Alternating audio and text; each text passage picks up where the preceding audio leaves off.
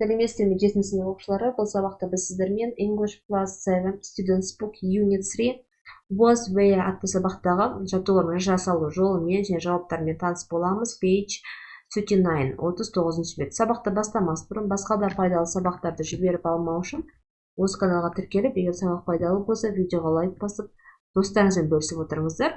Now let's begin our lesson. Жаңа сабағымызды бастаймыз. Және бүгінгі сабақта біз сіздермен to be етістігінің өткен шақтағы формасы was where етістіктерінің қолдануына байланысты жаттығулар орындайтын боламыз. Және ережесімен таныс боламыз. Exercise 1.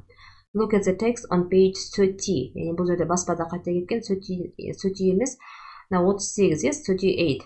38 беттегі мәтінге қара дейді. And complete the sentences with the words in the box.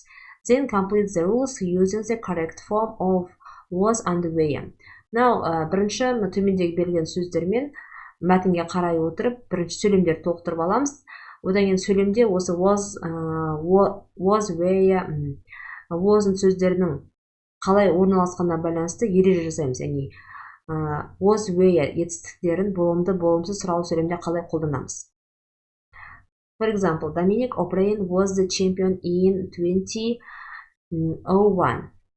Dominic O'Brien 2001 жылы чемпион болды. The first, Stephen's pictures of London weren't perfect, but they were very detailed.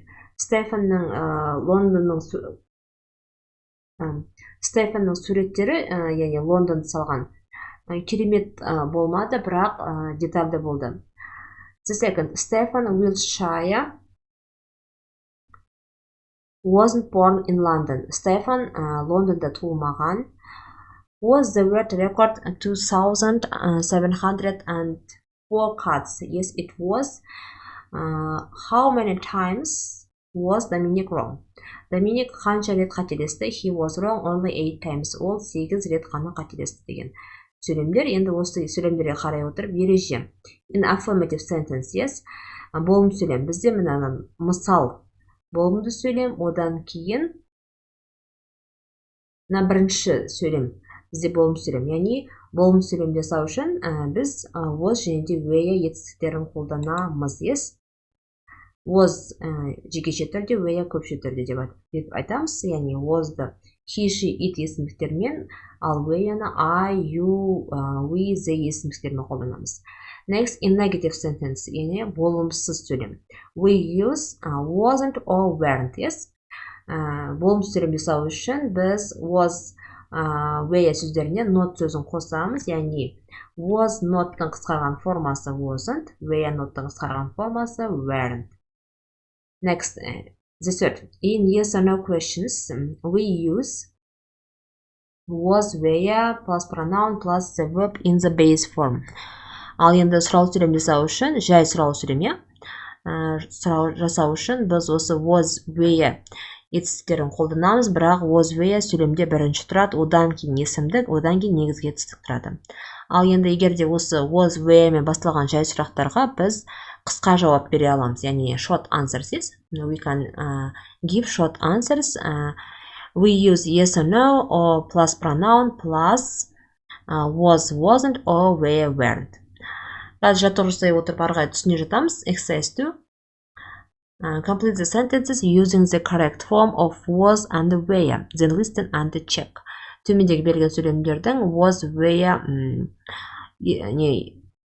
етістіктермен толықтыруымыз керек, яғни дұрыс формасын қолдану арқылы. Одан кейін тыңдалымды тыңдап, жауабыңды текстер дейді. For example, Barack Obama was US President in 2009. Barack Obama 2009 жылы президент болды. The first, the football World Cup wasn't in 2008. Әлемдік футбол кубогы 2008 жылы болған жоқ. The second, Michael Jackson was an American singer. Michael Jackson американдық әнші болды. DVDs weren't popular in 1980. DVD-лер 1980 жылы танымал болған жоқ. Robert Pattinson and Kristen Stewart were in the Twilight films. Роберт Паттинсон мен Кристиан Стюарт осы Twilight фильмде ойнаған. The fifth, I wasn't At school in 2001. Мен 2001 жылы мектепте болған жоқ, немесе болдым деп жазсаңыздар болады. Next. Exercise 3. Work in pairs. Жұптық жұмыс екен. Ask and answer questions about the sentences in exercise 2 using was and were. Яғни мынау екінші жаттығудағы жай болым сөйлемдерді пайдаланып, сұрау сөйлем құрастыр дейді бізге.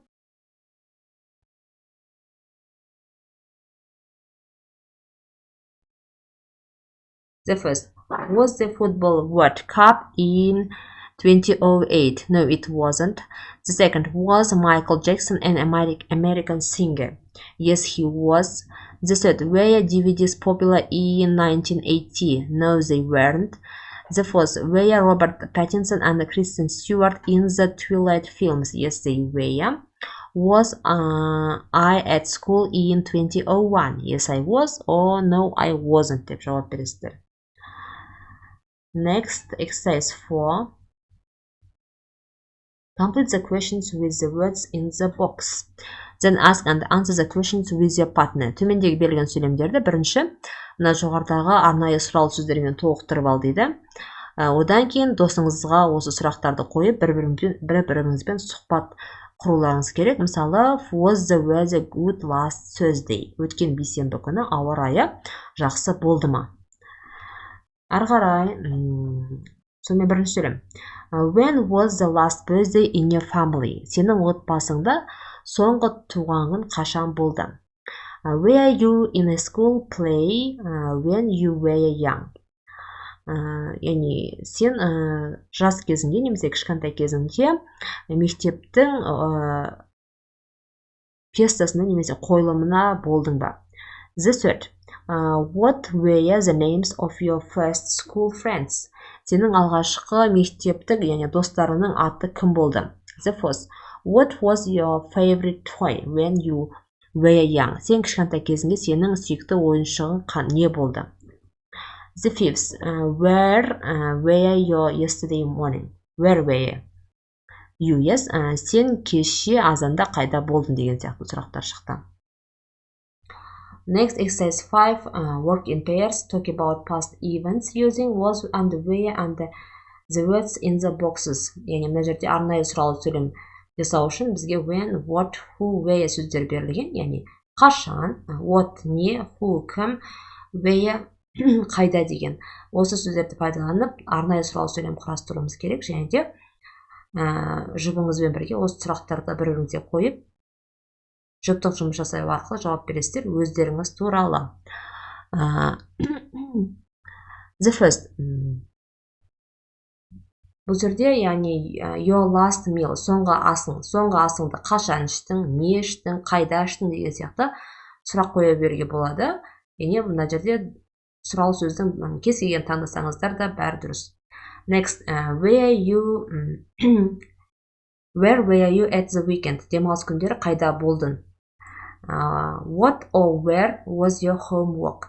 Яғни, what was деп айтсаң, сенің үй жұмысың